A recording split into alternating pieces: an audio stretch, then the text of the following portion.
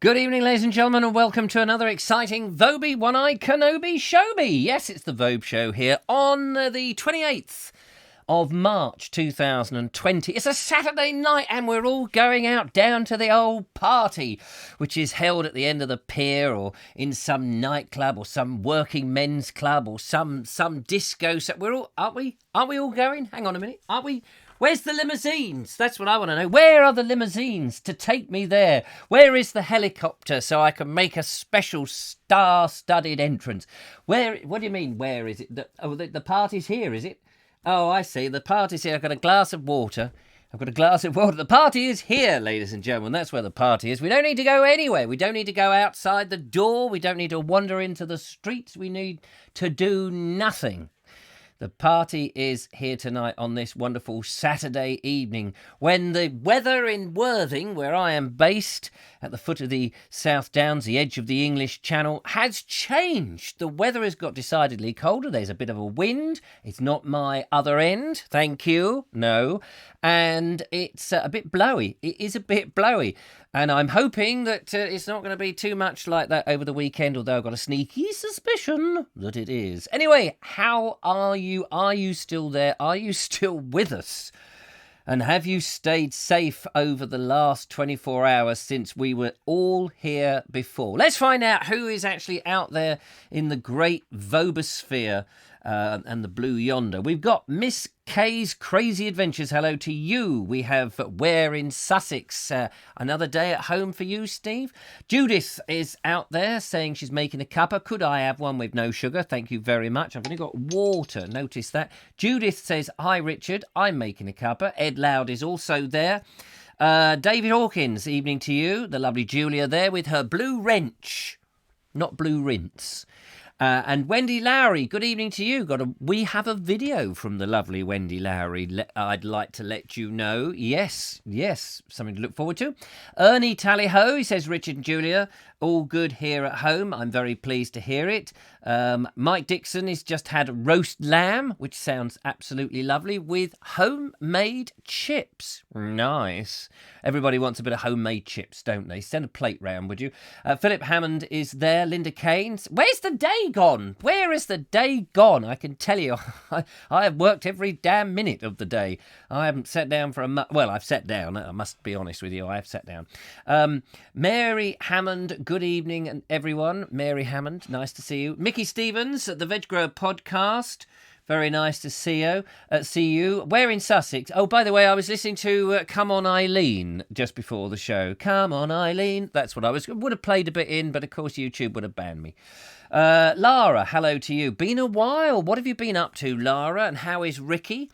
Andy Frieson is out there. Good evening to Andy. Jeff Kellerson. Come On Eileen. Exactly. That's the very tune I was listening to. Ed sung the theme tune. Barry Stevens is there, and Ron Lang Ding Ding. It's just gone. I was just reading your name, Mr. Langley, and it went voomf as loads of people are commenting. And thank you very much for commenting. Don't forget, you can, of course, ring the Vobes tonight. You can ring us in and tell us what you've been up to. Like to find out how you're coping with isolation on a Saturday. And what would you normally do on a Saturday? What would be your routine for a Saturday and that you can't do? And what have you done that you would always do? Give us a call on the number there, 0797 4746 790, 0793 4746790 is the number. Mary at Genealogy is also out there. Andrew Murphy. We have another Andrew Murphy, a moment of Murphy in today's show. Swiftly came in at the last moment, but managed to get onto the system, so that's very nice. Where in Sussex says, is that cup chipped? Yes, it is a chip off the old block, that one, Tally-ho, oh, don't you know, old spirit? Yes, I'm afraid it is. If anyone would like to buy me a nice new one with the roundel on it, the RAF roundel, that would be very, very kind of you. Cynthia's Camera, good evening to you. Andy Kendrick, Graham Whittington, jolly Saturday night to you all. Finley Allen, good evening to you, Finley Allen. Lovely to see you there. Andrew Norris also. Darn Bunny. Happy hunkered down on my narrow boat. Oh, good for you. Son says I've been social distancing before it was cool. Ah, bless you. Yeah, isolated that on your narrowboat. You must tell us, what kind of narrowboat is it? How long is it? And what canal are you on? And are the locks closed? Is there any movement? Can you go up and down? Be interested to know. Give us a call. 0793 4746790 is the number. Roy Ballinger, good evening to you. Lara, Ricky and Ivor, very well. Despite all the nonsense going on in the world, we've been getting back on track. I'm pleased to... Didn't know you fell off the track.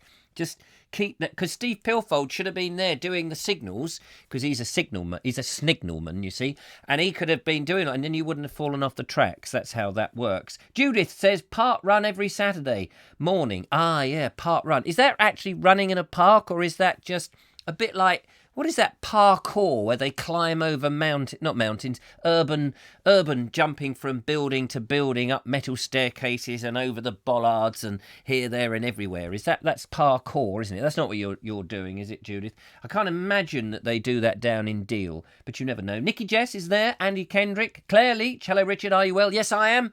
I'm very well, actually. Thank you very much. I am super duperly well.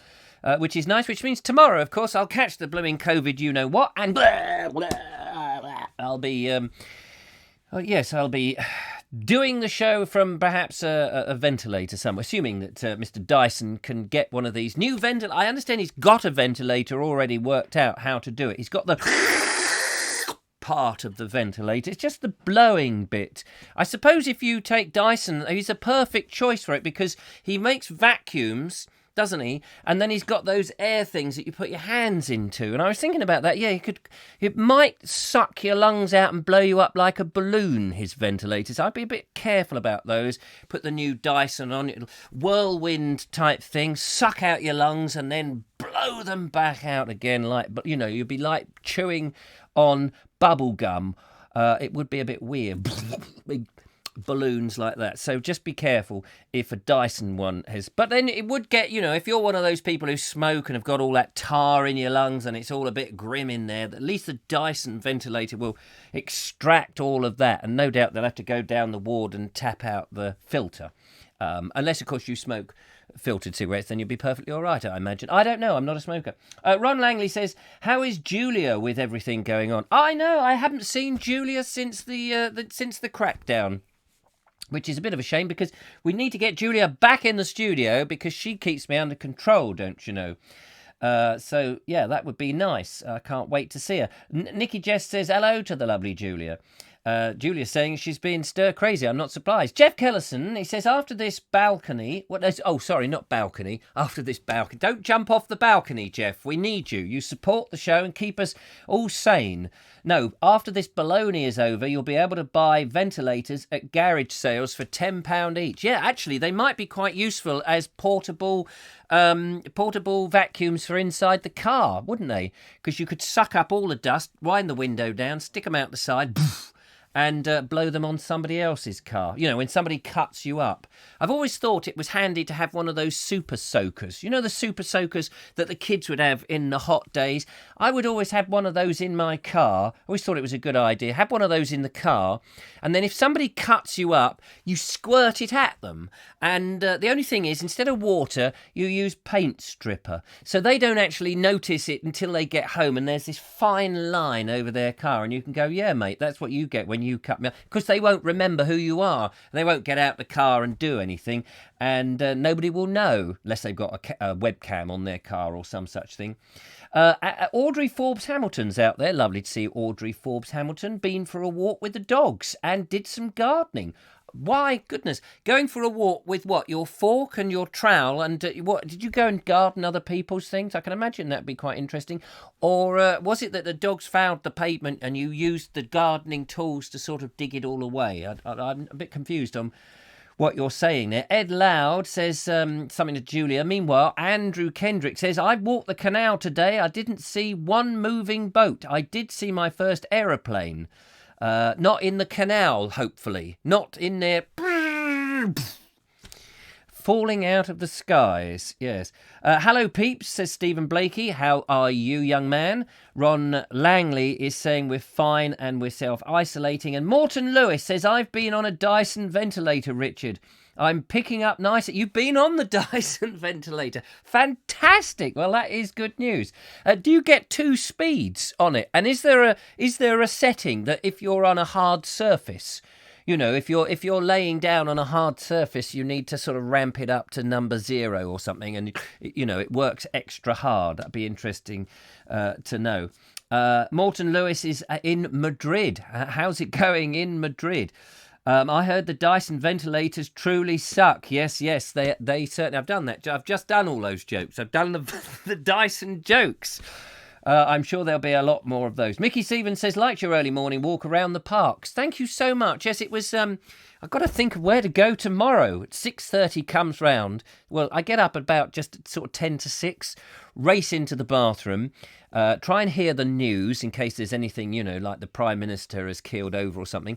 And then I go and sort of upload my video to Facebook and just make sure it's all working. Then I quickly get dressed and I race out the door thinking of somewhere that's not too far away from the house in the lovely, beautiful sunlight that we've had. I don't know if tomorrow is going to offer us sunlight. Maybe a little bit less comfortable, but who knows. Now, we've got a lot of videos in tonight's show, and also I've got 2 things to read out. So I'm going to read out the first thing, which is an email from Steve from Surrey. And Steve says, hello, Richard. Hello, Steve. He says, both the wife and I enjoy watching your shows, also The Bald Explorer.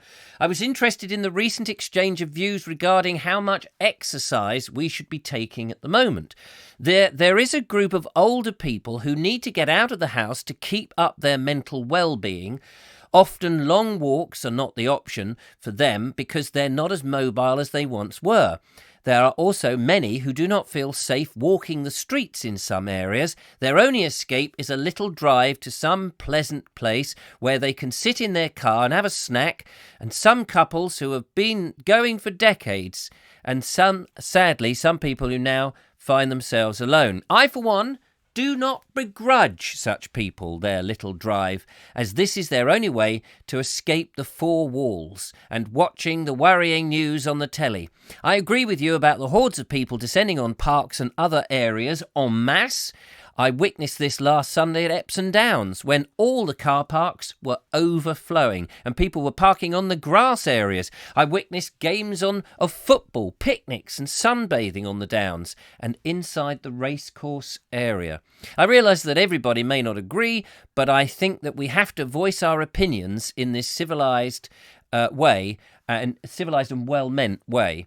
Anyway, Richard, keep up the good work. You're providing a good service during these difficult times. I have a few pounds sitting in my PayPal account and I'd like to send it to you. Whereupon he emptied his PayPal account and sent me £250,000. So thanks for that, Steve. I'm off. Now, I'm off to the south of France. That's where I'm... Oh, no, because there's no bloody aeroplanes, are there? Oh, I can't... No, so it wasn't £250,000, but there was a 2 involved. So thank you very much for that. So there we are. That was from lovely Steve from Surrey. If you want to email me and put for the show, I will happily read out your email. Don't forget, you can, of course, ring in live tonight on 0793 474 6790. It's on the screen if you care to do that. But let's have a video, shall we? Wendy Lowry has sent in a video to the old Vobie One-Eyed Kenobi, which was very kind of her. And we are going to have a look at Wendy's video now. Hello, Wendy. Hello, Richard. Hello, everyone. I've just come out today to show you my local parish church, the parish church of St Mary in Old Swinford, and that is in Stourbridge in the West Midlands.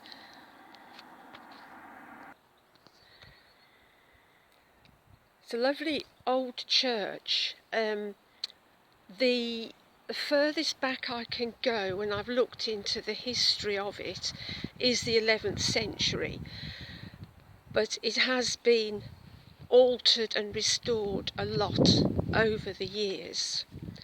It's a Grade 2 listed building, sandstone, and it's absolutely beautiful inside. Gorgeous stained glass windows.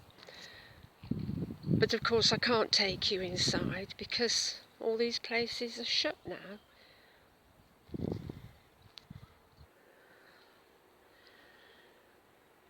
And there's a lovely view of the tower, and you can see what a beautiful day it is here. That lovely blue sky. Now there was a spire on the top of that tower, but unfortunately it was removed in 1965 because of damage. So that's a shame that that's not there, but there is a weather vane up there which I think you can just about see, and all these lovely trees all about on the path which leads up to the graveyard. So there we are, Richard. I hope you've enjoyed this little snapshot of my local parish church. Thank you for watching, everyone. Bye. There we go, the lovely Wendy there. Thank you so much. And it's quite brave. It's quite brave of Wendy to do that, to send in. I mean, we have the regulars doing their stuff, which is lovely. And it could be you next to send something in. All you got to do, the instructions are in the description there. Just make a video on your phone or whatever like that. Try and shoot it that way if you can. Barry has sent in a video and he's filmed it in portrait. Doesn't work so well on the screen like this because the screen is widescreen, you see. So it's better if you film it widescreen rather than portrait, landscape rather than portrait. And then the instructions are there. You just send it to me on my email, richard@vobes.com, and use the service WeTransfer. Lovely people at WeTransfer. And then you can send it for free, and it can be a reasonably largish size, as videos do tend to be, but under 2 gigabytes. That's what it needs to be. So thank you very much, Wendy, for doing that. Lovely to see your church. And I love the red sandstone. Reminds me of when I used to go up and see my friend Harriet, who lives in Shrewsbury, or Shrewsbury, depending on how you want to pronounce it, in Shropshire. There's a lot of red sandstone up there, especially in Kynaston's Cave. And I've got a few videos about Shrewsbury. Somebody just asked if I had done Ferring. I saw that go past. I haven't done anything in Ferring. I do need to walk up into Ferring. My dad used to live in Goring, and I would cycle often with my dad, or walk with my dad from Goring to Ferring, and he used to like it round there. But I haven't done any videos. I must do a little poke about. I've done the Ilex, the Ilex thing with the Holm Oaks, that bit. That's very nice. And down onto the sea where I picked up some sea coal, which every now and again you can still pick up some sea coal. I did try burning it, didn't burn very well at all. Anyway, so there we are. That was Wendy. Thank you very much, Wendy. And of course, don't forget, you can, of course, call into the show. It'd be nice to hear a couple of callers in on the show if you care to ring. The phone number is... sorry about that. The phone number is on the screen, but I'm not. Oh, there we go. I am on the screen. Eric, what are you doing down there? Oh, sorry, sir. Yes, I should think so. Sorry about that. It's my compatriot and assistant down there, the non-existent Eric, who is usually asleep during the show, which is a bit of a shame. Anyway, if you care to call, it'd be lovely to have a caller. We do have a call. Well. Let's find out who is on the line whilst I put my headphones on and say hello to you. Hello there, Richard. It's Ed Loud. Hello, Ed Loud. First time caller. Up there in Greenwich. Yeah, I've been trying to film for the last few days, so I've gained a newfound respect for what you do. The problems I've had with wind, especially. Well, if you will have the beans. Yes. Those runner beans. What have you been trying to film? Well, I was just trying to film something to send into the show. Right. Yeah. I thought a nice little walk around Woolwich Common would do my area justice. That would be nice. Yeah, just constantly interrupted by winds, and What do you? I'm not too what- too worried about the video, but the Right. sound quality needs to be improved. Well, that is that's the thing that most people don't realise, and you are a very wise man. The audio is the most important thing for people to think about, because if you can't hear something, the video looks rubbish. Yes, it is. You do get away with bad video quite easily, as long as you know. I mean, my camera works a bit shaky. I'm just using my mobile phone. Right. But I do want to get the point across. I think what I'm going to have to do is, because it's a large open space, is perhaps film some of the space without me in it, and then do a voiceover over the top. But, I mean that is absolutely, if you've got the skills and what have you to do that, then that is definitely an option to do. Yes, I think it'd be a good time for one of your live shows reminding people how to make videos, because I think lots of people are trying to make them at the moment. Yes, actually, that is a good thing. I may try and do some hints and tips on what to do and how to go about it. And audio is one of those important things. Of course, have you got bushy eyebrows? Yes, I have. Have you? There we are. And a bushy beard. And a bushy beard. Oh, well, it may be easier to use it, because what you could do is, use a bit of the beard, a bit of bum fluff there, and stick it over the microphone to try and protect the mic, or hold the phone underneath your beard. Of course, then that way you would obscure the video completely, but we'd hear you lovelily. Well, I'm sure the picture would be none the worse for it. But, just a newfound respect for what you do, to be honest. It's been a long, long time since I've made any videos or done any sound recordings. I was mainly a sound guy, but... oh, were you? What were you doing with sound? Do you know, I was honestly just tinkering about a lot. I used to like making short bits of music, and I'd try my hand at any instrument. Wasn't particularly good, but it was amazing how much you could do it on a sort of home studio at your computer, and just tinkering around just for fun, when I was 14, 15, probably much like you with videos, just tinkering around, nothing professional at that time, and I drifted away from it. So it's great to be giving stuff a try, and hopefully I'll get something filmed soon that I can send in. Well, that would be lovely. That would be lovely. Yeah. It's amazing how much you learn when you tinker around. Exactly, it's the best way to learn. I feel. I absolutely, as long as you can look at your stuff with a detachment, so that you can go, actually, I can hear that's not right, or because there's a lot of people who will make stuff and think it's the best thing that is in the world. Yes. And not everybody agrees. You do become blind to it after a while as well. I used to sort of record layers of sound and think, oh well, I've got to cram everything in. And sometimes what I needed to do was step away from the project for a few weeks and come back and remove stuff, rather than having 30, 40 layers of sound. Wow. Sometimes just 7 or 8 layers would work lovely. And yes. But I was always sort of feeling this urge to get everything that I'd created into a clip, rather than cut stuff out. So yeah, that's that. I mean, that's always the worry, isn't it? That you create you've gone out and you've filmed stuff, or you've recorded stuff, and you think, oh, that's all good, I've got to use it. And the biggest thing about editing is to cut it out, man. Yeah, as James Robinson Justice once said. Yes. Well, I didn't want to keep you too long tonight. No, please don't keep me too long. I saw an open microphone there, so just wanted to let you know of the newfound respect I found after my mishaps trying to film over the last couple of days. So have a good night, Richard. I will do my best. The rest of the show. Yes, thank you. Keep well, everyone. Bye. Thank you, Ed. Take care. There we go, lovely Ed Loud there, starting off the calls. Andy Kendrick says, have we got anyone from Cheshire tonight? I believe there are all those Cheshire Wives out there, aren't they? That was a programme that Harriet used to watch when I was going up to see her. I'm afraid I took myself off into a different room and listened to some Radio 4 or something. I couldn't bear all those sort of things. But yes, if there's anyone from Cheshire, then do let us know, because for some reason Andy's rather desperate. But that's all good. Let's go to another video. What have we got lined up on our video? We've got quite a few. Thank you so much, by the way, for sending these videos in. We're not really worried what the quality is like, as long as they're watchable enough. That's all that really matters. So let's go into the video box.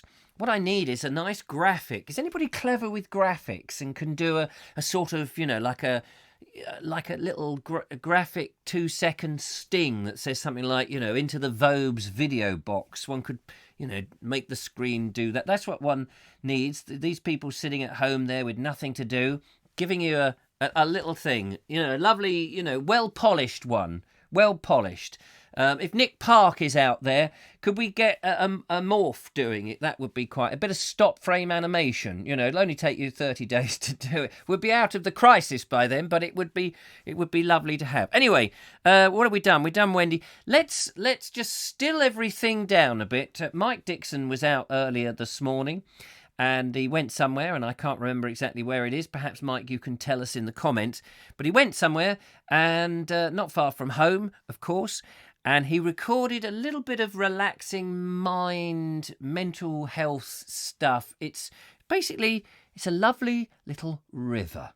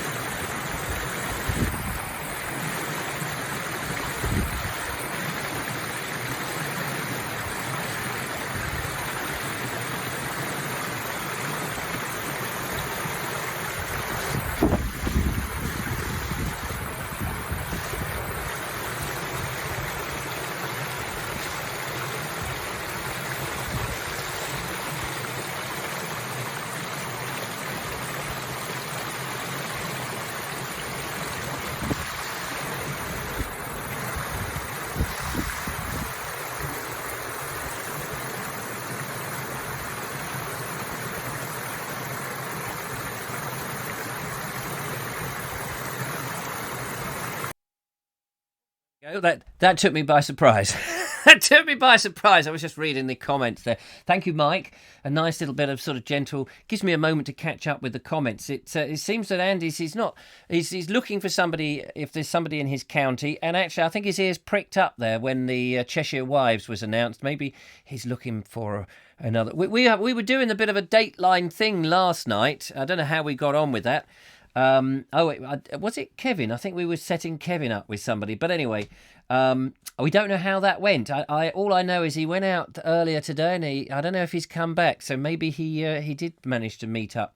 Who knows? But anyway, now I've got another thing to read. I want to get this done before I forget, because I promised the lovely Elaine Brazier that I would read this out 2 nights ago, and then we had busy nights, and I was unable to do it. So please, just for the moment, don't call. This is a very short story that she has written. It's got nothing to do with the current situation, but she wrote it some time ago, and she thought it would be quite nice to include in the show, and I thought, well, why not? I'm up for all sorts of contributions and suggestions. It makes my life a lot easier. This is called, I'm not quite sure what this is called, Copenhagen, and then it's called The Battlefield Through My Eyes. So I'll just read this straight to you, and hopefully I don't make too many cock-ups. As I graze contently on the spring grass, my only interruption and irritation are the flies, lifting my head now and again, shaking, swishing my forelock and mane, snorting, stomping my hooves with dust flying. The flies dart away until they feel safe to return and settle again.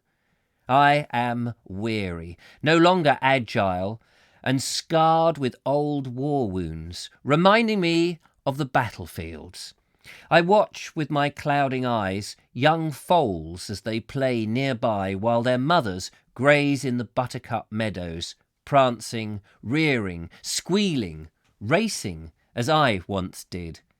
I was once that foal growing into a 15-hand chestnut stallion with flowing mane, sired by Meteor and bred to race, but failed, and in the year of our Lord 1813 shipped off to Spain and the Peninsular War, where I was purchased by Wellington, and I proudly carried there my beloved master on his campaigns. I moved slowly towards the cover of the outstretched branches of an old Turkey oak, taking shade, knowing my old master will soon bring out some bread. I stand, swishing my tail, waiting, remembering of a time long ago. Fire! The words of command echo through the battlefield. I can still hear the sounds of the heavy guns which left wounded men with mangled limbs. We, under the command of my master, occupied a semicircular ridge 1.5 miles in length. My nostrils open wide, snorting spray, which catches and sparkles in the midday sun. I prance and stomp my hoofs. My master holds me back, separated from the enemy by a valley 500 yards wide. As the rising dove-grey mist clears from sodden ground, Napoleon, mounted on Marengo, was rearing, his hooves striking at the French soil, sending up clumps of mud. He was a grey Albion stallion, small but reliable, steady and courageous. Napoleon commences a furious attack, charging down the hill. The earth vibrated beneath a mass of thundering hooves. My master calls, "Charge!" his spurs piercing my flesh as he urges me on. I gallop, with rifles firing and the blows of sabres, with screams and cries of wounded and dying, and bayonets piercing the flesh of falling men and horses, my brothers, like that of grass before a mower's scythe. Dripping white foam of sweat falls from my Dripping white foam of sweat falls from my body, the pain in my heaving ribcage, the stench of death trapped in my nostrils. In the distance, as dusk falls, plumes of smoke with columns of red flames from buildings still burning. It's a devastating hell. Under now grey skies, with dappled sunlight on the battlefield, there lies broken French troops, corpses strewn about as if by a whirlwind, a multitude of carcasses.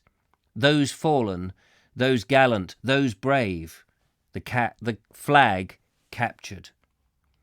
My master, the Duke of Wellington, became a hero, and in 1828 he rode upon my back along Downing Street to number 10, taking up his new position of leader of this great country.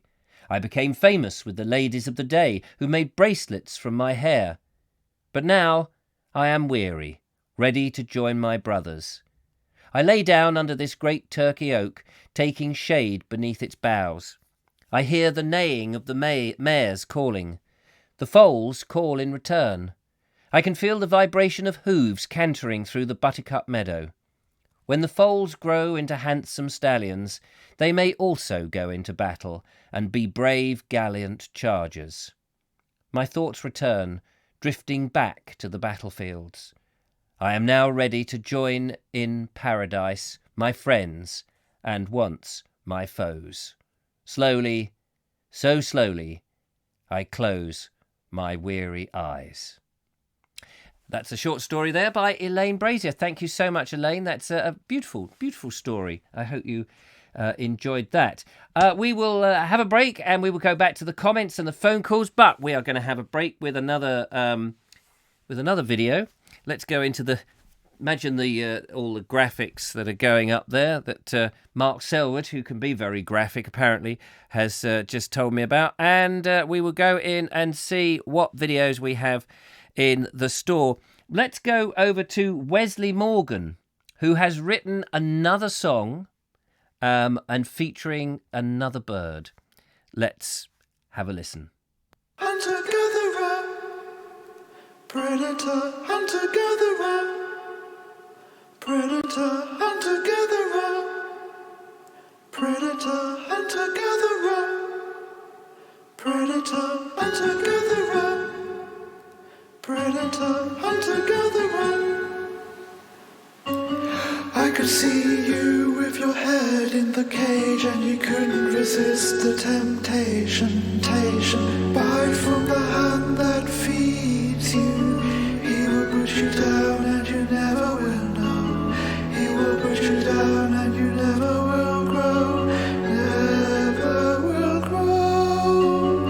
Bite from the hand that feeds you. He will put you down and you never will know.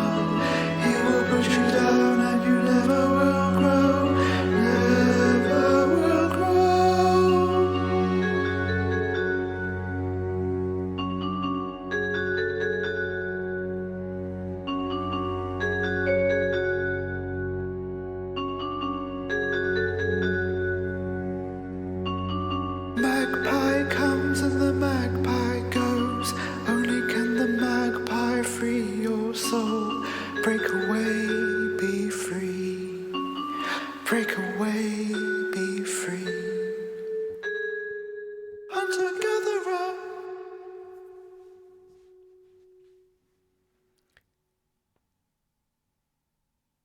Fantastic. Thank you so much, Wesley. Wesley tells me that he wrote that, I think, today and then sent it in, or last night or something. Inspired and very nice. Thank you so much. There's so many talented people out there. It's wonderful to see. So thank you so much for that. Don't forget, if you want to send in an email, you send a video in. You're very welcome. We'll play them in on the show. We're getting through the email. I just want to try and get some of them out the way. Not out the way, but you know what I mean. So that we can go into that. Lots of praise for Elaine's story. Lovely story. Thank you very much, Elaine. Somebody asked me a question. Woods Mill is closed. Yes, Woods Mill is closed at the moment. That's a bit of a shame. That's a lovely place. And is it on auto cue? I think Mickey said, not so much on auto cue. I just had it on behind me. I'll just show you what the situation here in the studio looks like. If I can come back into my special webcam mode, this is what I see. In my back room. This is my back room with all the mess and junk and everything. And I have the camera there, as you can see, little camera. Got the comments on one side, a big television, which doesn't actually connect to the outside world, so I can't watch BBC or anything like that. And then you've got on the right, you've got the program that runs everything. And what I had was Elaine's text up. I've taken Elaine's text off for now, so it's not in the way. But yeah, so that's the technical thing on how it works. And whilst we're talking technical, and don't forget we can get a phone call in if you wish to ring. We have down here. This is some of the gubbins that makes the show work. We've got a microphone, obviously. We've got the mixing desk down here, which might be of interest to some people. This is the camera, which is the other end of the camera. So you've got the camera at one end on the tripod there. This is all me doing it by hand. And that's a little unit that comes out and goes into the computer, which is down here, which then goes into the internet. And I get a monitor of the whole thing just over there, which that also has part of the... That's the browser with YouTube that's operating the system. So, yeah. And then, of course, to take your phone calls, by the way, if you want to ring, we have here, as you see, an old phone that I had that's broken, and that goes into the mixing desk. So that's the setup, ladies and gentlemen. That is the setup. So there we go. Right. So how are we doing with that? Finley Allen says, do you still visit Shrewsbury? I really enjoyed watching your video from there. I have been trying to get up there this year. The weather at the beginning of the year, as I'm sure you'll know, was atrocious. I would love to have been up there to film some of the flooding, because that was just so dramatic, and you've not had flooding up there for something like 30 years or something. And that's been absolutely incredible. I'd love to have just seen that. I have a coracle that is in my friend Harriet's shed in Shrewsbury, and I've been on the Severn, on the loop around Shrewsbury in the coracle. I bought the coracle when I was making the video about the Shrewsbury and Newport Canal, because we wanted to put a boat on the only bit of the canal that's in existence, but it's a site of special scientific interest, and we couldn't put a proper boat on it, but we got permission to put the coracle on, and in the video I get in the coracle, and I'm allowed to do it because they've got special newts and this, that, and goodness knows what in there. But I haven't been up to there for a while, but there are a number of videos in my back catalogue around there. It's a lovely county. I like Shropshire very much. This year, though, I'm hoping to get up to Herefordshire to do more around there, as well as a number of other places that's all being a bit revised because of the you know what. But yeah, I certainly want to explore much more of this country, and I do have a little secret weapon, a video of which is coming out fairly soon, next week. I've been filming it the last couple of days, and it will come out a little something that might help me once movement is possible. So that's all good. Seeley Chase says neat. Thank you very much. Claire Leach says music bit eerie, but I like the birds. Oh, excellent. Linda Kane says didn't see the space station, but the moon and Venus are so bright. Where is the space station then at the moment? Where would we be looking if we're looking for the space station, Linda? Steam Deck buttons. Yes, Steam Deck buttons. That's right.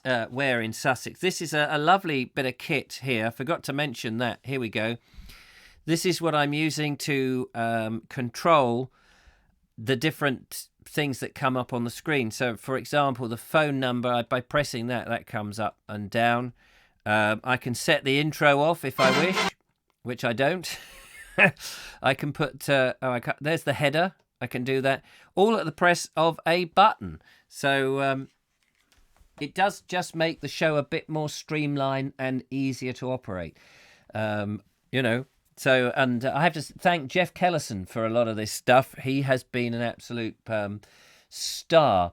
So who's going to call in the Vobes then? It'd be nice to get another call. I know we had lots of calls at the beginning of when we first put the phone in, and it's encouraging. But I'd like to know what you've been doing. What would you do on a Saturday ordinarily that you can't do? And what are you doing that you normally do that you can, if that makes any sense? 0793 4746 790 is the number to call. How is Harriet, says Andy Kendrick. Not seen her on your videos for a while. Well, I haven't been up there for about... over 7 or 8 months. I don't think I've been up, sadly. Last year was so busy. Kevin and I went to Norfolk. The lovely Julia and I went to Cumbria. I went to Cumbria a couple of times. Lovely Julia and I. And we went on a canal boat. I went... where did I go on my own? I can't even remember now. And Dave Ford and I were down in Dorset. So, yeah, last year was quite busy trying to cover different... counties. My son Billy and I went to Somerset, went to the Cheddar Gorge, which was gorgeous, and Castle Carey. I think we stayed over at Castle Carey. So desperately, I mean, this is, I know nobody wants this virus and what have you, but of course, imagine if your business, whatever your business is, means travelling about, as does mine. This is really curtailed. We had such a great year last year, and this year we had planned many more things. Got another phone call coming in. Let's find out who that is on the line. Hello to you, caller. Yeah, hello, Richard. Hello, who's that? It's me, Richard. It's me? Mm. Well, I thought as nobody else was ringing in... Yes. I thought I would ring in and upset you again. As I always do. How are you going to upset me this time, Kevin? And the question I need to ask you before you tell me how upset you were, and was it Audrey and you? Have you and Audrey now? Are you an item? Audrey hasn't given me her vital details. Ah, and is that important? No. Well, are you the any port in a storm type of man? Hey, look. Come knocking at my door. No, can't knock at my door, can you? No, we're not allowed out. No. Exactly. I expect you've been out, though. I'm not saying a word. Not saying a word. Where did you go today? I had a change of location. I went out through West Lavington and out into the woods out through there. Oh, now West Lavington, if I remember rightly, West Lavington from where you are is about 360 miles, isn't it? You're a little bit out. Am I? 362, yes. Is it? 362? You're getting closer. Yeah, and I gather that you ran, and then you got on a horse, you got on the hovercraft, you were up there on the hang glider. Yeah. All of those things, solo occupations. All for exercise. All for exercise. Yes, Yeah. the hang glider is good on the old, whatever they call the muscles in your arms. Biceps, thank you, and triceps. And I should think quite good for your stomach as well. The horse riding, not quite sure what muscles. I mean, you've got to sit fairly upright, haven't you? You've got a grip with your legs, haven't you? Yeah, that's it. Good for the thighs. Yeah. And Julie would know about that. yeah, I'm sure she would. Yeah, she is a good rider. Yeah. So I'm told. She likes horses. Yes, I'm sure she's ridden a horse before. Yes, she has ridden a horse many times, she assures me. In fact, we were hoping to do a riding school in which I, who've never ridden a horse and would be very scared, would go on a horse for the show. Well, I've heard rumours that we were going to that some of the SMT team were going to try and get you onto one of those bucking Broncos. SMT, for those that don't know, is a senior management group. Laughingly known. You're going to get me on a bucking? I have been on bucking Broncos. Have you? Yeah, they're a piece of cake. I don't mind them, but the real McCoy would be very scary and very entertaining. It'd be great to film it. Yeah, if walking your plank was people found amusing, and if you haven't seen the video, by the way, if you go onto the Bald Explorer, if you put Richard Vobes walking the plank into YouTube, you will find apparently a very hilarious video. Not from my point of view. I can tell you it was a terrifying moment. I thought it was rather amusing. Yes, we hear Mr. Hall in the background laughing his little head off. And I think I remember sort of hitting the plank with my hand. Yes, whilst I'm on it, 700 feet over a ravine. Oh dear, that was a gem. I'd love to do that again. Yeah, I bet you would. I'd love to get you on the plank and start wobbling it. Yeah, I've been on wobbly planks before. Don't worry. Over water, because I know you don't like water. No, I don't like water. No, you just stick to the gin. Yeah, absolutely. Yeah, I've just seen a comment actually going up on the screen from Audrey. Oh yes. And it says, "I'm a long way from Midders, Kevin. I'm in Shropshire." Ah, bless her. Yes. You could be doing what I used to do then, going 250 miles up to see a woman. Yeah. I tell you what, the thing about that is, it's lovely. It's lovely to have a long distance romance, but it knackers your car. Yes. Yeah, I can imagine that. And the M40, I am so intimate with the blooming M40 and the M54. That's something that perhaps you didn't ought to reveal. No, maybe not. I don't know if they're changing it into a smart motorway. I think these smart motorways have become the dangerous things in the universe at the moment. Apart from, of course, the virus. But smart motorways where you break down and then the lorry drives into you. Yes, but probably the best time to drive on a motorway is now. Yes, that's true. That's it. Although you'll probably knock every camera and every operator will suddenly sit up praising you for giving them something to do. Exactly. You know, there'll be these... You can imagine the operator sitting there with a bank of screens just looking at them going, tapping like this. This is like taking money from a baby. And then suddenly there's a car. Oh, my goodness. Wait, what? Hang on. What camera was that? Where is it? What bridge is he on? What motorway? Hang on a minute. Let's see if we can... And his little heart would start fluttering. God, it'd brighten his day. Yeah. Oh dear. It's funny. I'm talking to you, but I'm watching the comments as well. Oh, are you? And can you multitask like that? I struggle. Well, no, I'm chatting away to you, and I'm seeing these comments go up the screen, and I've just seen that Julia has said it's been a while since she went horse riding. Horse riding? Did she say horse? Riding. I believe she said. Hang on. I believe she said horse riding. She is very well spoken, that Julia. Don't you know? She is indeed. Yeah. And Ramiboo says, I can see a road trip in the making for Kevin and Richard. I mean, I'm assuming she means to Shropshire. Yeah, well, we have got North Wales planned. We have. We just got to wait for this thing to go away. Absolutely. I can't wait to get you on the Menai Bridge. And what are you going to do when you get me up there? Throw you over. You know, the Menai Bridge goes over the river that parts the Isle of Anglesey from the mainland of Wales. No, I didn't know that because I've never been there before. Oh, well, if not that one, of course, the other Telford Bridge, of course, the one that we're both eager to go on, the Llangollen Bridge at Pontcysolty. That's the one. The Llangollen Canal. Yeah, can't wait to get you over that lot. I was Two waiting. sets of water there. 2 sets of water. Well, you've got the canal, and you can walk on the footpath, and you've got the canal immediately on your, well, depending on which way you're going across, on one side of you, and you've got a railing that you can hang on to. But on the other side, where the canal, you would expect another railing to be on the other end of the bridge, there is nothing. It's like one of those infinity pools. That sounds very dodgy to me. The water is not quite level with the top, but it's like that. And then there's this 200-foot drop to certain death to the river. Is it the River Dee that goes under there? I don't know. Quite shallow. So anyone falling from there, and I know people do go up there to deliberately do that, but anyone falling from there, Mr. Kevin, would not survive. So I can't wait to get you up on that bridge too. I better get some water wings then. I think you need more than water wings, mate.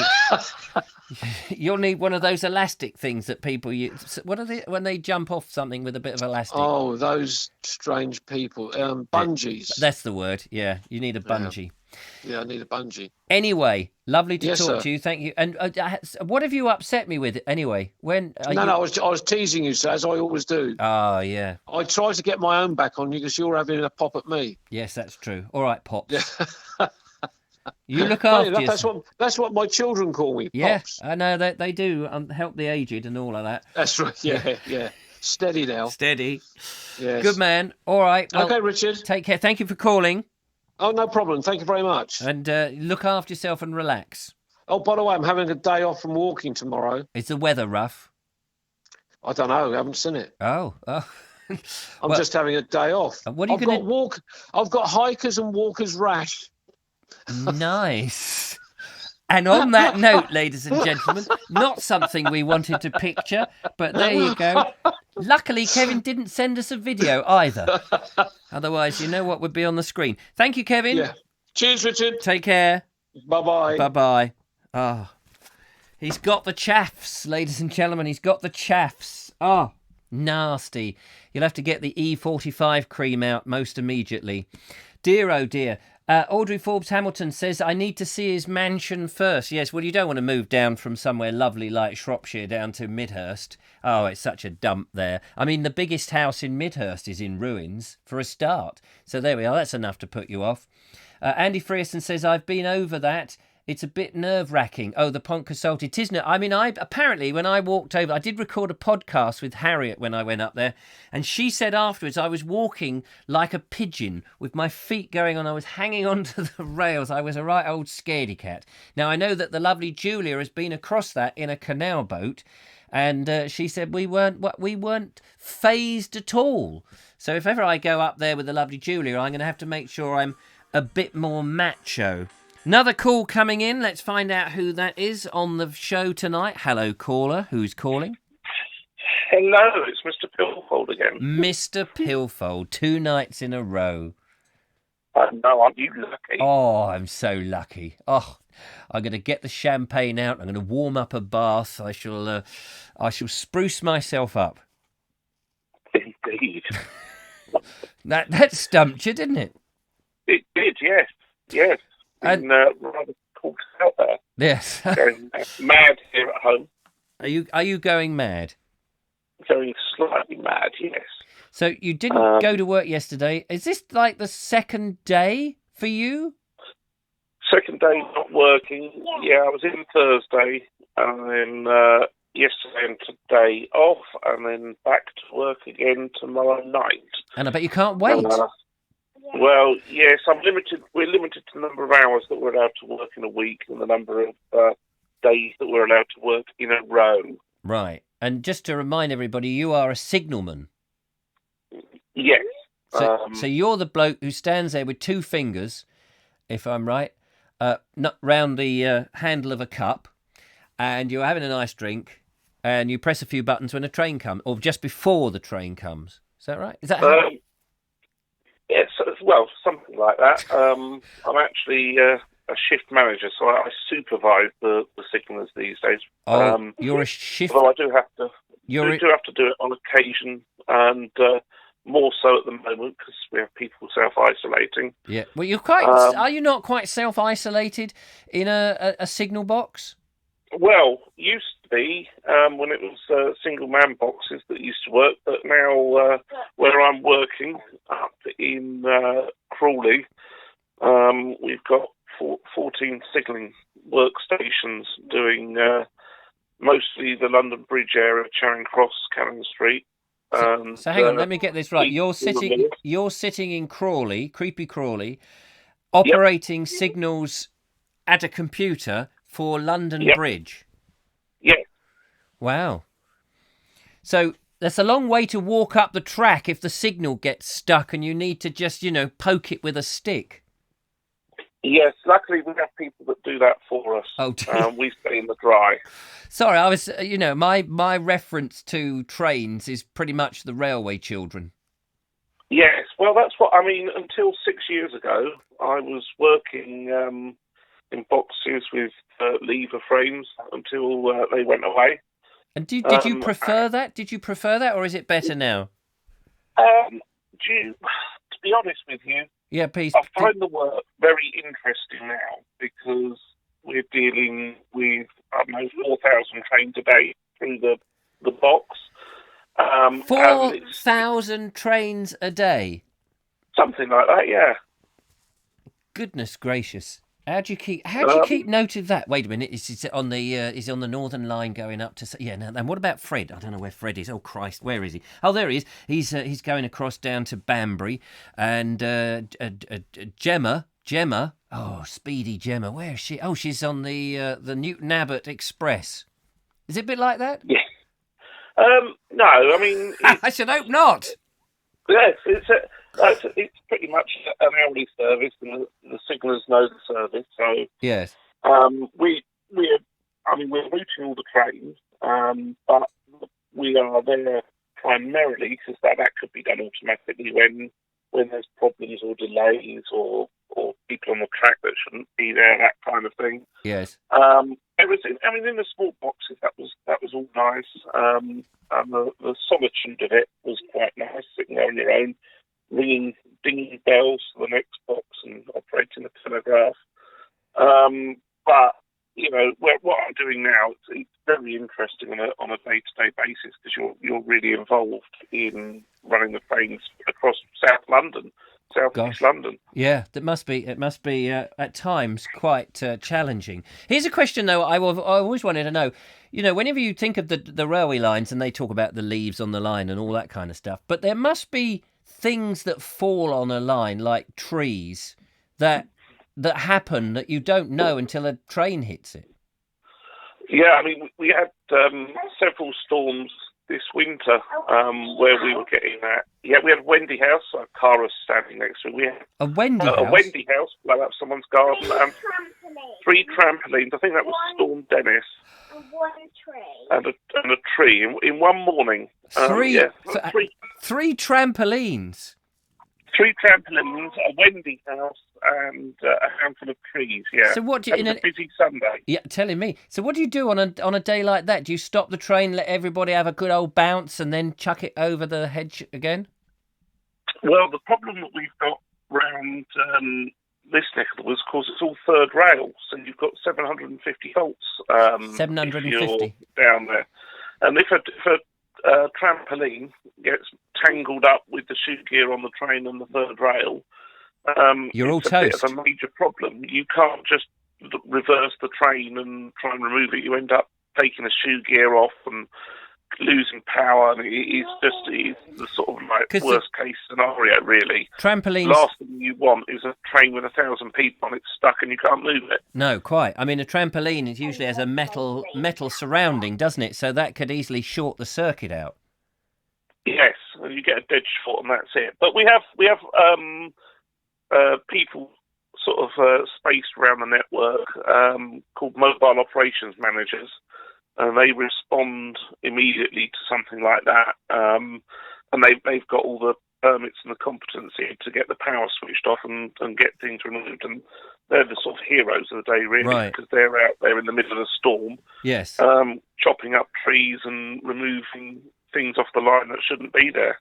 So tell me, if you get a piece of metal that, like a trampoline or something that hits one of the live rails and another rail, does that short it out? And do you have a load of fuses blow in, and somebody has to go and change the fuse in the box? No, they're controlled circuit breakers that are controlled from somewhere called the electrical control room.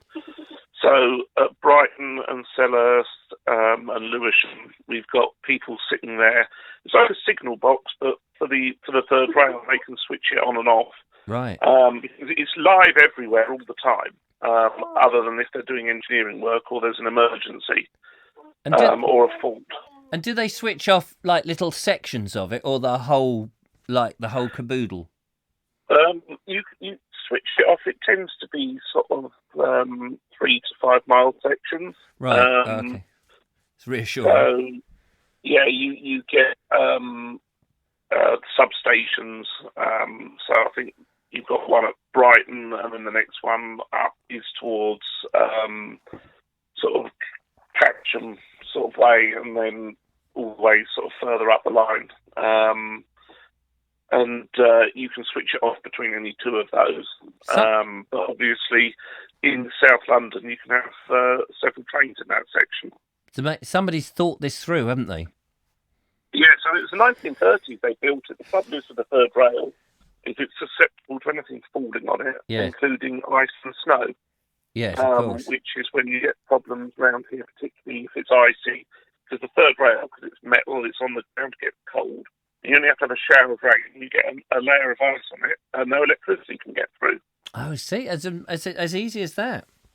Yeah, whereas the overhead lines for the north, they've got the advantage of, rather than being at 750 volts, they're 250,000 volts, so they're less susceptible to problems like that. Yeah, well, you wouldn't want to swing on any of those, would you? No, they're very dangerous indeed. Well, Steve, it's been a joy to talk to you. Thank you so much for ringing in. That's okay. Wasn't thinking I was going to be talking about my job, but nice to extract. I will come in once this is all over, all this nonsense. Yes. Well, I mean, it's I call it nonsense. Obviously, there's a good reason behind it. Yeah. The virus, once it's all over, I will come in on the show and answer some people's questions. Yes, do. Come and join me. There's a seat here that you are very welcome to sit on and be live. Yes. Yes. And by the way, Cara says good evening again. She's about to go to sleep. Do you know, I could hear her in the background. Hello, Cara. Hello. How are you? Good. What have you done today? We've gone for a dog walk and got lost in this woods area. You got lost? Yeah. And how did you... Yeah, we went along the lane behind the house here, thinking it would be nice and quiet, and there was about 30-odd people, so we took a diversion into some woods that we'd never been in before. Yeah, lost they're forever. Not really official woods, more of a sort of small copse between the A27 bypass and the village. Yeah. And it was getting more and more overgrown the deeper we went. There's a new series in that. You've heard of Lost in Space, where it would be the Pillfolds, Lost in Pevensey. Yeah, lost somewhere between the village and the Pevensey bypass. There you go. Anyway, lovely to talk to you. Take care, and thanks so much for ringing. That's no problem. Speak to you soon. Speak to you soon. Bye-bye, Steve. Bye-bye. Bye. Bye. Lovely family. Lovely to get all that information about the phone. I wasn't quite sure when he said what his job was. I thought he said a shifty manager, but it may have been shift manager. But anyway, thank you so much for calling. That's lovely. We better get to another video because we've got some interesting videos in here. Let's have our moment of Murphy, shall we? I think it's time for our moment of Murphy. We haven't got a Norris, the Andrew Norris moment in tonight's show. He's still recovering from all that dog business that he had in the other show. But we do have a moment of Murphy, which will be coming up any second as soon as I've got myself into the appropriate situation. And here is Andrew Murphy out on another walk only earlier this evening. And wait, no, that's me. Hang on a minute.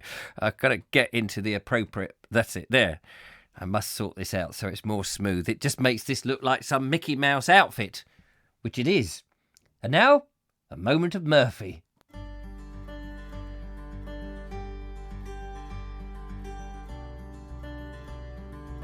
Hi everyone, it's me, Andrew Murphy, back for another moment of Murphy. Currently I'm starting my walk along the A27 here in Fareham, near the telephone exchange. It is Saturday, 28th of March 2020. I'm going to go down Ventures Fields near to my home. Let's go.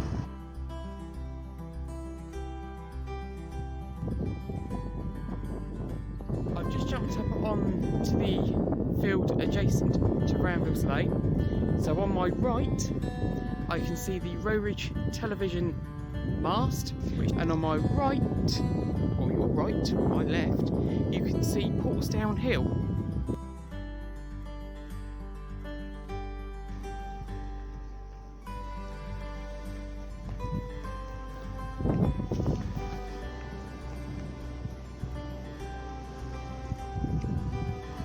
On my walk down Ramvilles Lane in Fareham, I am now just approaching the intersection where the new Stubbington bypass will cross Ramvilles Lane. So currently I'm heading down towards Stubbington, which is to the south of me, and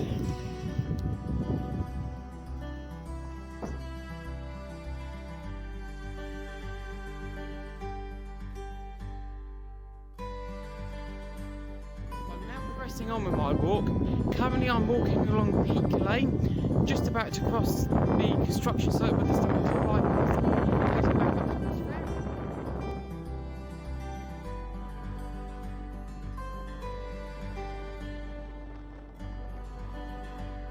Hi everyone, I'm just walking back towards my home now, so I'm currently walking through Blackbrook Park. I would just like to take this opportunity to thank you for your company, and until next time, bye for now.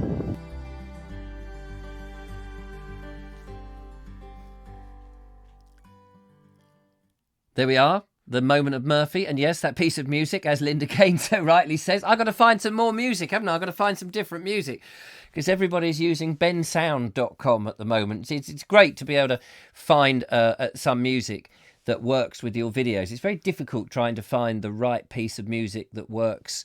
Of course, when it's copyright free, it means, you may pay originally for the music, but it means anybody can pay for it. And of course, your music then doesn't become unique unless you can get somebody to compose it for you. And that's always a challenge, because people do come forward and they do say to me, would you like to use my music? And it's like, that's very kind, but it's got to actually fit how the film works. Again, it's a difficult thing of marrying up the right piece of music, and what's right for some people is completely wrong for others.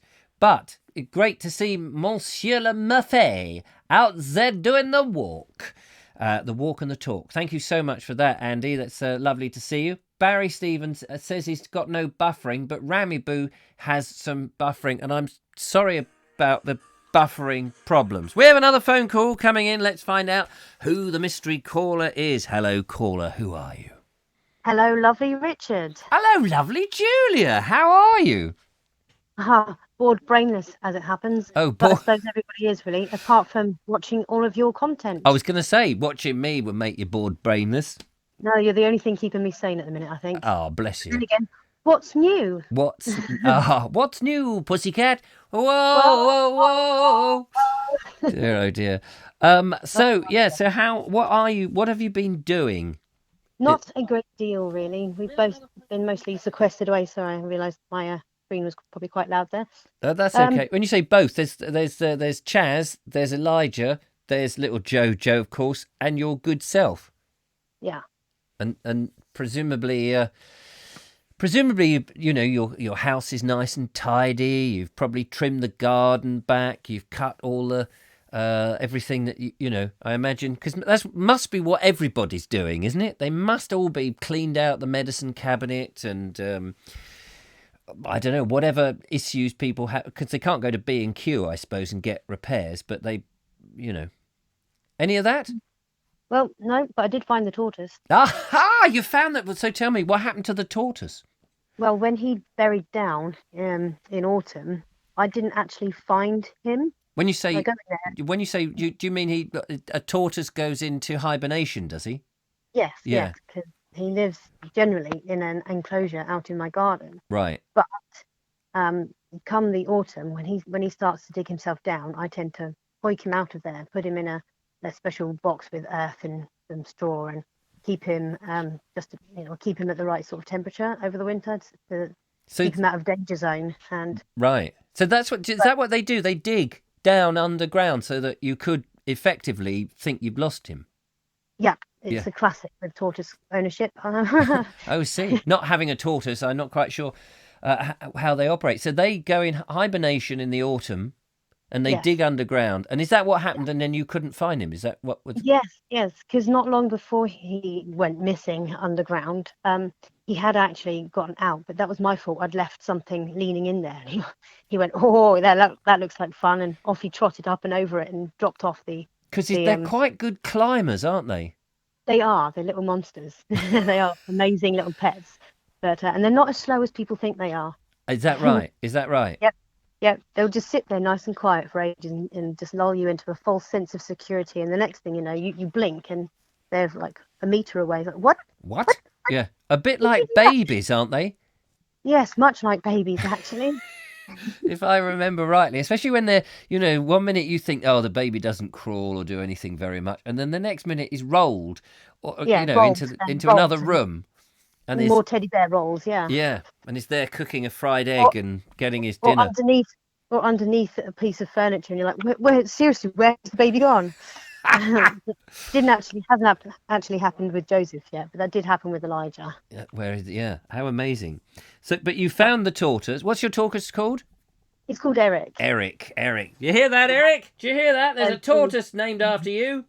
So that's really cool. And where was he then when you found him? He was actually still in his enclosure. Oh, right.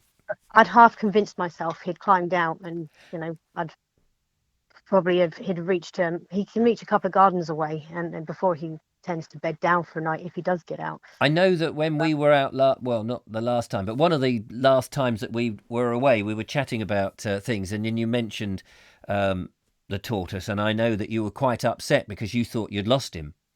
Yeah. I was convinced I was not going to find him again. It's nice that you found him. So inevitably, I did that whole oh my god, and cried over him when I found him. Oh.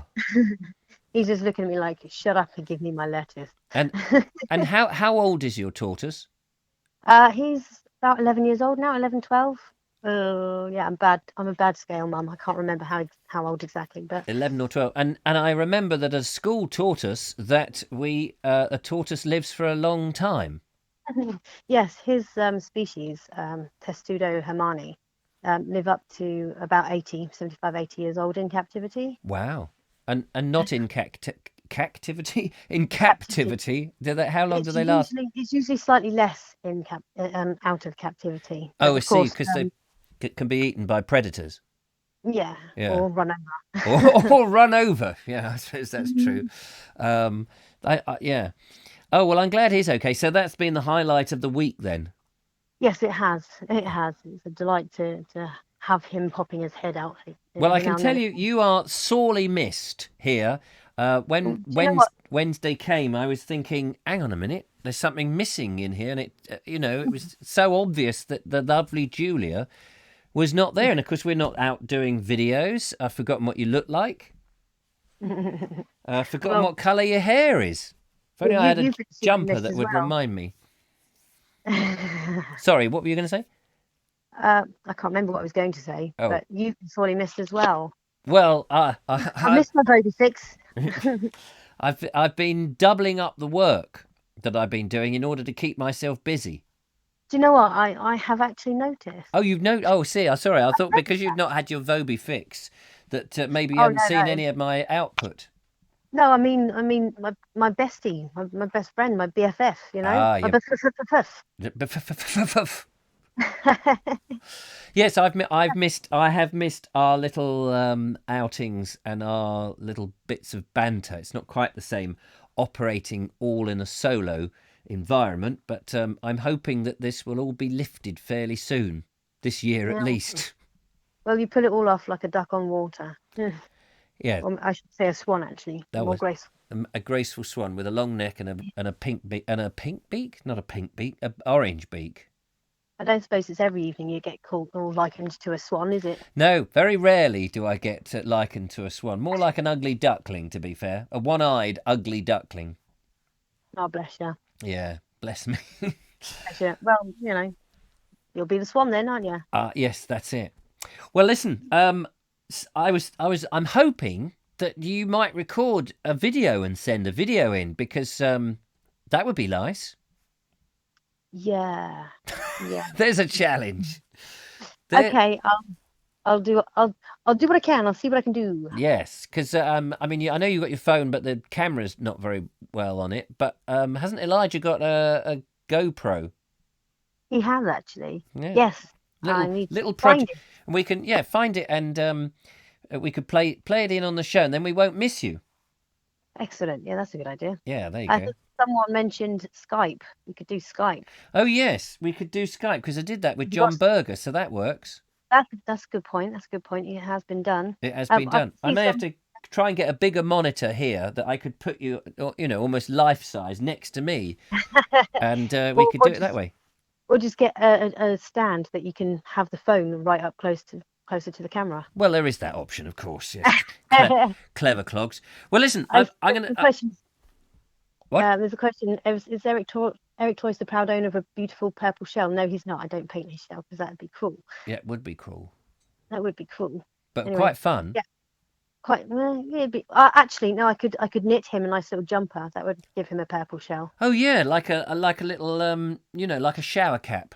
Yeah. It has been done, and I'll guarantee that there are patterns out there, whatever you call them for the knitting world. There's nothing original anymore, is there? Because somebody somewhere has done it. Not only have they done it, they've got a blimmin' YouTube with it. I can imagine that there will be a tortoise somewhere in a shower with a shower cap on his shell.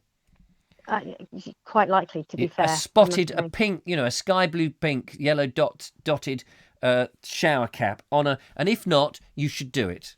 And it'll get so many hits. You'll get more hits than I ever get, and you'll make 1 million. Yeah, I'm not quite. Then you can take me out for a slap up lunch, or just take me out for a slap. Either way, nice to talk to you. I've got a couple. Both fun. Got a couple of videos I need to get through before we end the show, and we're already overrunning by quite a lot. Yeah, as if you're not working hard enough, we're working you a bit more. Yes, that's it. That's work. Yeah, just work me a little bit more. All right, Julia. So lovely to call you, and I think all the viewers out there will appreciate hearing your lovely voice because they've missed you. I'm missing you all as well. But we'll get you back soon. Cool. Take care. Take care. Lots of love. Bye for now. Angie, take care. Bye. Bye. There we go. The lovely Julia there. And it's true. I've been missing my best mate. Really, she's over the last. How long have we known each other? 2.5 years. We're very close. And it's a shame, but the show has to go on, so some old bald ugly bloke with one eye has to get on and do it. Now, as I said, we do have 2 more videos to get through, so we are going to, it's eeny, meeny, miny, mo time, really. Let me just switch back. Let's turn that off. How are we doing here? Yeah, we are. Right, okay. Shall we go and have a look at Barry Stevens' garden? I think we should. Barry, just to point out, he did film his video that he sent in, but love to see your garden and what's going on in portrait mode. And I'm just begging people to send their videos in landscape mode. I've widened it a bit, so we've lost a bit on the top and the bottom. Otherwise, it's just a very minor bit of the screen. But let's see what Barry was up to and what he's got in his garden. Hello, Richard and everyone. Barry Stevens here, just doing a little video for you, just about what I'm doing. I'm trying to sort the garden out. It's become quite windy, so I'll just show you around my garden certain things that we have. A little fire pit there. I do bushcrafting with my son. Got the lounge there. Spring has certainly come in. Things are starting to sprout. I've got an apple tree here.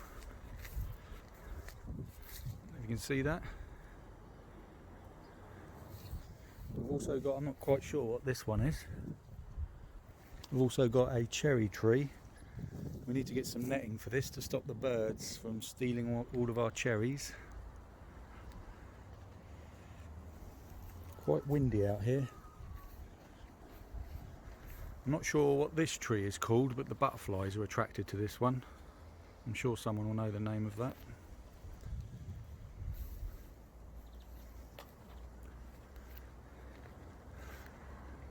I'm not sure what this tree is. I think it's a false plum tree or a false apple tree. It's blooming quite nicely.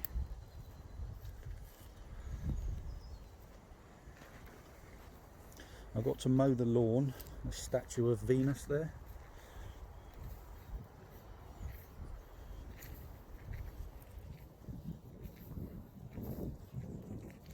And it might not look like it, but the birds nest in this bush here that needs to be carefully trimmed. They've got something blooming here. Looks like roses of some kind.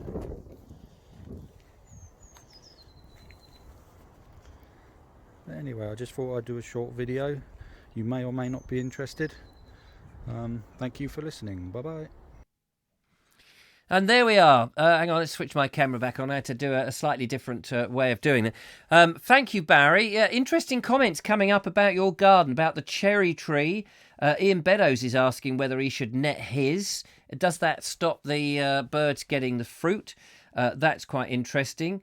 Mike Dixon has mentioned, read the conversation with Julia, that her neighbour's got a tortoise that's 100 years old and can still get down the garden very quickly. Amazing. It's 100 years old. I don't know if my sound has become out of sync with my picture. I'm just getting the feedback here and it looks like it's a bit out of sync, but never mind. We're coming close to the end of the show, so we'll muddle on. Les Jarvis says, I think it's a buddleia bush. Is it buddleia? It could well be. I'm not really good on that, but it was nice actually to have people to guess what the different names of the trees are. So thanks very much, Barry, for that. We're going to end the show on a little bit of history. You know Dave Ford. Dave Ford goes out with the lovely Logan, and he's been planning some walks that he hasn't managed to get to as yet, some that are not in the New Forest, some that are outside as he's expanding where he goes to because of the popularity of his videos, which is lovely to see. However, on this particular one, he's been unable to get to the place that he wants to go to because of the cursed virus. So he's done it a different way, and I think it's quite inventive. So let's go over and see what Dave, well, I'm just trying to find him then, what Dave has been up to, where he's gone to, I've forgotten where you've gone to now, somewhere in Dorset. Oh, yes, Dave, where is it? Well, the village of Cernabas lies to the east of the A352, which is a main road that travels north from Weymouth. The village grew up around an abbey that was founded here in 987. And for more than 500 years, the abbey dominated the whole area. Cernabas became a small market town with wealth generated from a thriving brewing industry. The underground water and water from the River Cerne that passes through the village made good quality beer. Now, at one stage, there were something like 14 pubs here, even though the local population was just 1,400 people. These days there are just 3 pubs remaining. Now, there were small milling, tanning and silk weaving industries here, but the coming of the railways bypassed Cernabas and it went into decline. St Mary's Church here was built by the abbey for the parish in the late 13th century. It was rebuilt in the 15th and 16th centuries and reconstructed in the 17th century. Close to the church is a lovely old 16th century building called the Pitch Market, where farmers displayed their corn sacks on market day. And just by the side of the church is a well-preserved set of stocks.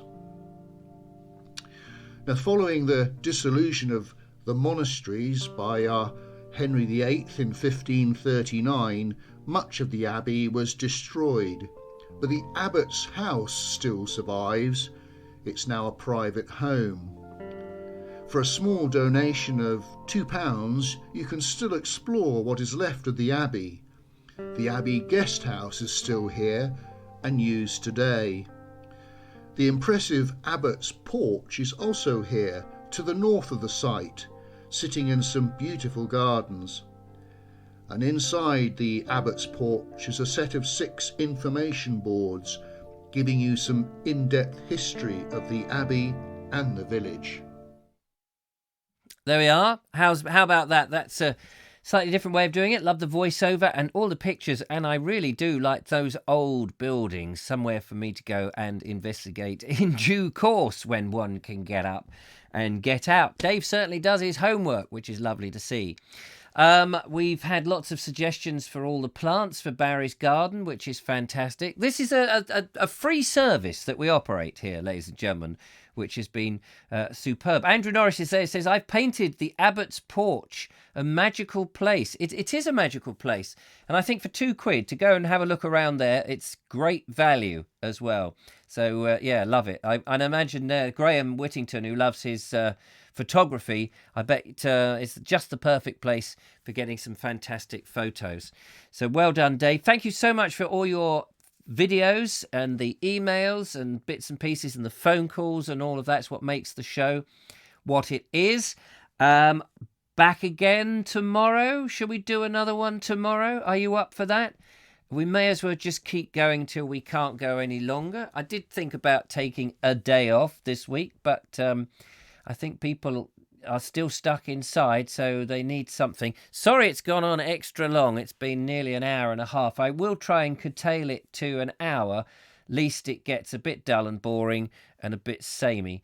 So there we go. If you do want to make a video in the meantime and send it in, I'd love to have a video where you tell us what you're up to. Tell it or show us something that you have that is unusual. You know, like finding something on your mantelpiece that's a bit unusual, or something that's in a cupboard that not many people will have. Just again, about a minute, and just, you know, to the camera and say, hello, Richard, the weird item that I've got is such and such and such and such, and I bought it at so and so, and it's been with us, it's a family heirloom, and blah blah blah. Show us something, you know, that's a bit off the beaten track. A video of that nature would be great. The information is in the description on how to send it to me. But that's it. And of course, thank you for your phone calls. It's been fantastic. It's lovely to hear you, lovely to see you. But I need to go to bed now because I've got to get up early and try and figure out another walk to present to you. I do have the Sunday chat recorded for the Board Explorer, so that will go out in the morning, and then in the afternoon, whatever it is that I manage to turn up, depending on the weather, I'll try and get something up. But that's it for us. Thank you so much for calling in and watching the show. It's all good fun. I do appreciate it, and I appreciate all the lovely comments that you've been giving me so far. So that's me done and dusted. Thanks to all of you for coming by. If I didn't read your comment out, I apologise. And if I didn't acknowledge that you're there, I also apologise. But give me a call next time. That would be great. And if you're a newbie, I want to hear from you. Don't be shy. But for now, thanks for watching. Good night. Stay safe. Remember to wash your hands and make yourself a nice hot cocoa if you've got any milk left in these stores. And I'll see you tomorrow. Bye-bye for now. Bye-bye.